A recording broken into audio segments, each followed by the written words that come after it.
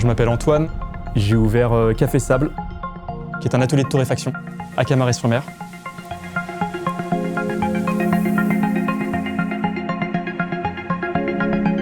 J'ai toujours été attiré par les projets inattendus dans des paysages sauvages.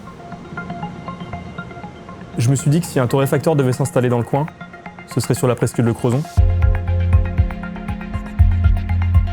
Je me suis installé avec ma compagne et notre bébé. C'est un cadre aussi de vie.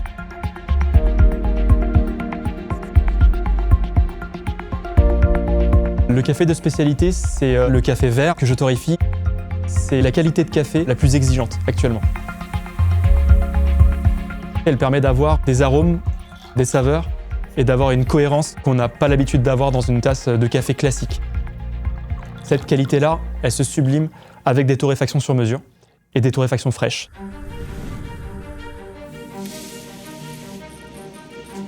La torréfaction, c'est pas appuyer sur un bouton et faire d'autres tâches derrière. Je suis constamment le nez sur ma machine. Mon ordinateur, il est connecté à ma machine avec les sondes de température, donc j'ai vraiment les courbes de température en temps réel, avec un logiciel de suivi, de sauvegarde aussi de ces courbes. Je suis sans arrêt en train de modifier la puissance de gaz, en fait, un peu comme une cuisinière. Tout ça, ça a un impact sur la cuisson et un impact sur le goût. J'aime bien regarder en cours de cuisson la couleur des grains. Un grain, avant même qu'il soit moulu, il a une odeur et j'ai une attente par rapport à cette odeur-là. Quand j'ai démarré mon métier de torréfacteur, je me souviens que j'ai beaucoup dégusté des cafés de confrères. Quand tu ouvrais le paquet, t'as vraiment l'impression que tu vas même pas boire le café, tu vas croquer les grains directement.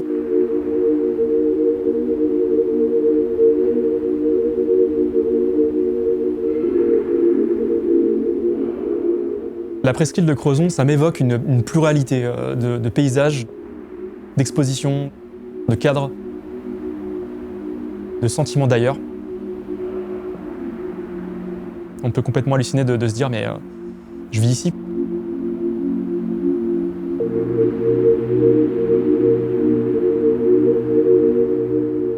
Quand je suis arrivé ici, l'idée c'était quand même de faire quelque chose qui plaise en fait aux habitants de la presqu'île, aux locaux, aux gens de passage aussi.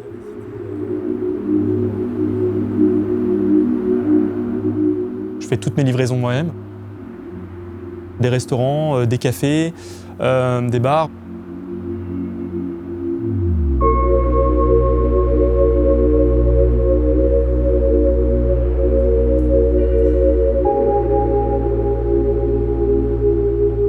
Toi, tu vas lui dire combien t'as mis d'eau chaude et combien t'as mis de café dans ta boisson.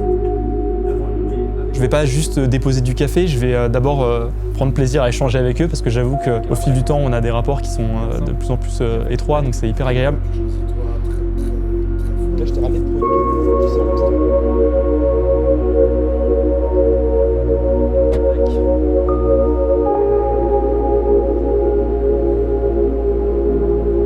Vous allez bien? Ah, ça fait un moment, hein. Bah ouais. Vous m'avez manqué. C'est un cadre qui est exceptionnel pour un torréfacteur. Je crois c'est même motivant en fait. Je pense que je pourrais livrer certains de mes clients tous les jours, les yeux fermés, ça c'est évident.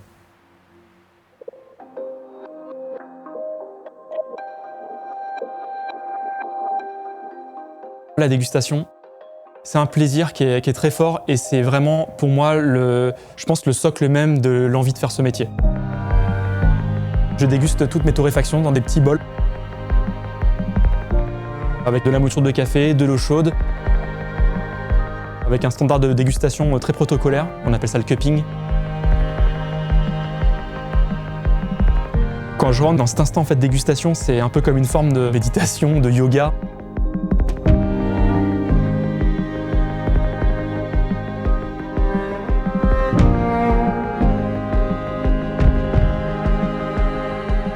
La dégustation, c'est l'œil du torréfacteur. Alors bien sûr que c'est le nez et la bouche parce qu'on déguste. C'est le moyen de ne pas faire un travail à l'aveugle en fait. C'est un plaisir pour moi de me dire tiens, je vais torréfier ce café-là avec cette intention-là. J'aimerais que ce café il vienne communiquer une émotion, un réconfort, un plaisir en fait. C'est un plaisir de pouvoir boire un bon café. C'est des moments qui sont aussi des moments de partage, des moments de journée. Ce que j'aimerais que les gens ressentent quand ils dégustent un de mes cafés, Pour moi, c'est le réconfort. C'est ma première intention.